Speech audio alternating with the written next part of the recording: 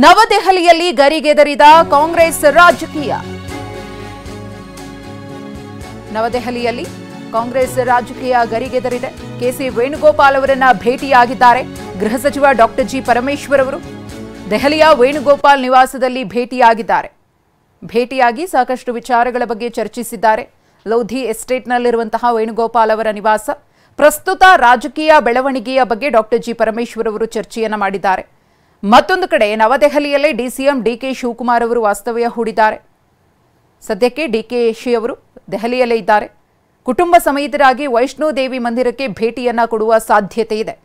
ದೆಹಲಿಯ ಭೇಟಿಯ ಸಂದರ್ಭದಲ್ಲಿ ಅವರ ಒಂದು ಕಾರ್ಯಕ್ರಮಗಳಲ್ಲಿ ವೈಷ್ಣೋದೇವಿ ಮಂದಿರಕ್ಕೆ ಭೇಟಿ ಕೊಡುವ ಒಂದು ಕಾರ್ಯಕ್ರಮವೂ ಕೂಡ ನಿಗದಿಯಾಗಿತ್ತು. ಅಂತೆಯೇ ಮಂದಿರಕ್ಕೆ ಹೋಗುವಂತಹ ಸಾಧ್ಯತೆ ಇದೆ. ಮತ್ತೊಂದು ಕಡೆ ಗೃಹ ಸಚಿವ ಡಾಕ್ಟರ್ ಜಿ ಪರಮೇಶ್ವರ್ ಅವರು ವೇಣುಗೋಪಾಲ್ ಅವರನ್ನ ಅವರ ನಿವಾಸದಲ್ಲಿ ಭೇಟಿಯಾಗಿ ಸದ್ಯ ರಾಜ್ಯ ರಾಜಕಾರಣದಲ್ಲಿ ಅದರಲ್ಲೂ ಒಂದಷ್ಟು ಮಹತ್ತರ ಬೆಳವಣಿಗೆಗಳು ಆಗ್ತಾ ಇದೆ. ಮೂಡ ಹಗರಣ ಇರಬಹುದು, ಹಾಗೆಯೇ ಬೇರೆ ಬೇರೆ ವಿಚಾರಗಳು, ವಿಪಕ್ಷಗಳ ಹೋರಾಟಗಳಿರಬಹುದು, ಇದೆಲ್ಲದರ ಬಗ್ಗೆಯೂ ಕೂಡ ವೇಣುಗೋಪಾಲ್ ಅವರ ಗಮನಕ್ಕೆ ತಂದು ಚರ್ಚೆಯನ್ನ ಡಾಕ್ಟರ್ ಜಿ ಪರಮೇಶ್ವರ್ ಅವರು ಮಾಡಿದ್ದಾರೆ.